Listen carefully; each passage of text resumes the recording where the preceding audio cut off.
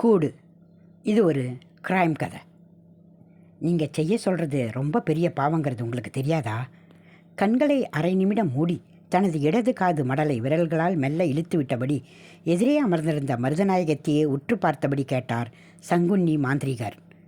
சங்குன்னிக்கு வயது சுமார் 50 இருக்கலாம். ஒல்லியான தேகம், கூர்மையான நாசி, வேட்டி உடுத்தி வெற்று மார்பில் ஏராளமாக சந்தனம் பூசியிருந்தார். நெற்றியில் பெரிய கருநிற பொட்டு. மலையாள நெடி கலந்த தமிழில் பேசினார். மருதநாயகம் கோயம்புத்தூரில் பெரும் தொழிலதிபர். ரியல் எஸ்டேட், சினிமா பட விநியோகம், ஸ்பின்னிங் மில் என பல தொழில்களில் வெற்றி கொடி நாட்டியவர். 40 வயதுக்குள் மாவட்டத்தின் முதல் 10 பணக்காரர்கள் பட்டியலில் இடம் பிடித்தவர். அப்படிப்பட்டவர் வெறும் தரையில் சப்பானமிட்டு சங்குன்னி முன் தலை கவிழ்ந்து உட்கார்ந்திருந்தார். ஐயா, பாவம்னு தெரியும், ஆனால் எனக்கு வேற வழி தெரியல, அதனால தான் உங்களை தேடி வந்தேன் என்றார் சன்னமான குரலில். சரி, கொஞ்ச நேரம் வெளியே இருங்க, யோசிச்சு சொல்கிறேன் என்றார் சங்குன்னி. வெளியே இருந்த திண்ணையில் அமர்ந்தவாறு தூரத்தில் ஓடும் நூல்புலா ஆற்றையே விழித்து பார்த்தபடி உட்கார்ந்திருந்தார் மருதநாயகம். நீலகிரி மலைச்சாரலில் கூடலூர் தாண்டி கேரளா எல்லையில் அமைந்திருந்தது பத்தேரி என்கிற அந்த அழகிய சிறு கிராமம். ஊரின் ஒதுக்குப்புறத்தில் விஸ்தீரணமான பரப்பில் கேரளாவுக்கே உரிய பாணியில் 2 அடுக்குகளாக அமைந்திருந்தது சங்குன்னி மாந்திரிகரின் வீடு. வீட்டில் அவருக்கு உதவியாளர்களைப் போல் 2 ஆண்கள் தென்பட்டனர். அவர்களும் அதிகம் பேசிக்கொள்ளவில்லை. ஒருவித அச்சம் தரும் அமைதி அங்கே மண்டி கிடந்தது. மருதநாயகத்தின் மனம் சியாமலாவின் நினைவுகளில் மூழ்கியது. அவரது தியேட்டர் மேனேஜர் சந்தோஷின் மனைவிதான் சியாமலா.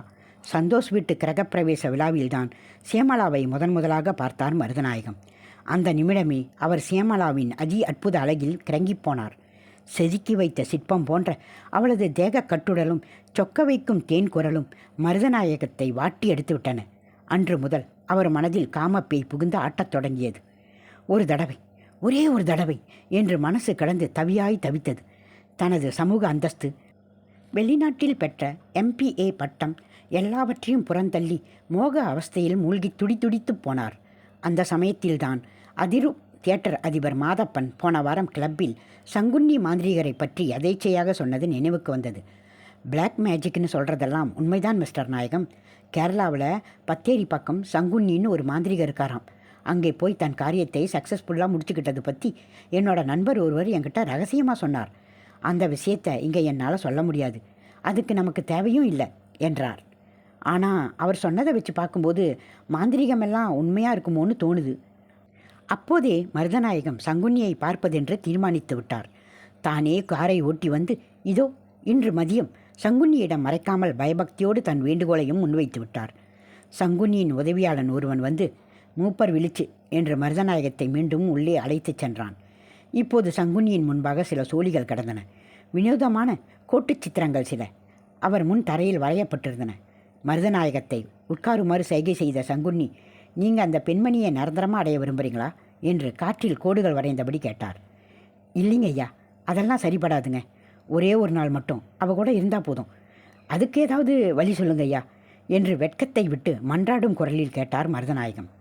அடுத்தவன் சம்சாரத்து மேலே இவ்வளோ ஆசை வச்சிருக்கீங்களே, ஏன் உங்கள் பாரியாள் மேலே ஏதாவது அதிருப்தியோ? ஐயோ, அதெல்லாம் இல்லைங்க. என் மனைவி கல்பனாவும் நல்ல அழகிதான். அற்புதமான 2 குழந்தைங்க. என்னோட பிஸ்னஸை எல்லாம் அவளே தனியாக கவனிச்சுக்கிற அளவுக்கு அதி புத்திசாலி. என் மேலே உசிரையே வச்சிருக்கா. சங்குன்னி கண்களை அரை நிமிடம் மூடி தன் இடது காது மடலை விரல்களால் மெல்ல இழுத்தபடி, அப்போ பாரகாய பிரவேசம்தான் ஒரே வழி என்றார். குழப்பமாக பார்த்தார் மருதநாயகம். சங்குன்னியே தொடர்ந்தார். அதாவது கூடு விட்டு கூடு பாயறது.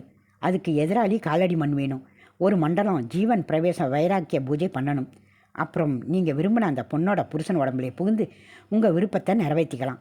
பரகாய பிரவேசத்தில் 2 வகை இருக்குது. ஒன்று தற்காலிகமாக வேறொரு உடம்புல கொஞ்ச நேரம் அல்லது கொஞ்ச நாள் புகுந்து இருக்கிறது. இன்னொன்று உங்கள் இப்போதைய உடலை நீக்கி நிரந்தரமாக வேறொரு உடம்புல குடி போயிடுறது. இந்த 2வது வகையில் நீங்கள் உங்கள் பழைய நிலைக்கு திரும்ப முடியாது. உங்கள் உடல் ஆவி போய்விட்டு சடலமாகிடும். மருதநாயகம் குபீர் என்று எழுந்து உறக்க கூவினார். ஐயோ, அதெல்லாம் வேண்டாங்க. ஒரே ஒரு நாள் மட்டும் போதும். இத்தனை சொத்து, சுகம், குடும்பம், வாழ்வு இதையெல்லாம் விட்டுட்டு சாதாரண தியேட்டர் மேனேஜராக காலம் தள்ள நான் தயாராக இல்லை.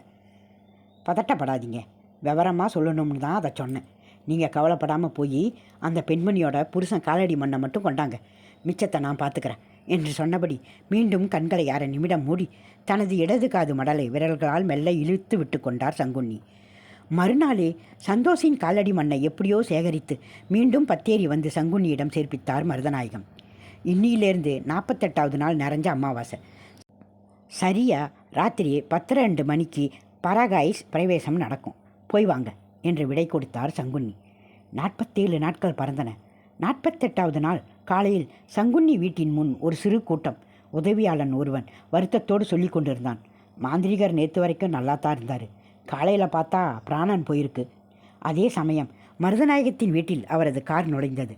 டிரைவர் பவ்யமாக கார் கதவை திறந்ததும் பின் சீட்டில் இருந்து இறங்கிய தன் எஜமானரை பார்த்து அவர் வீட்டு நாய் வாளை ஆட்டுவதற்கு பதிலாக ஆக்ரோஷமாக குறைத்தது. மருதநாயகத்தின் மனைவி கல்பனா ஆவலுடன் அவரை வரவேற்றாள். கண்களை அரை நிமிடம் மூடி தனது இடது காது மடலை விரல்களால் மெல்ல இழுத்துவிட்டு எபடியே வீட்டிற்குள் நுழைந்தார் மருதநாயகம்.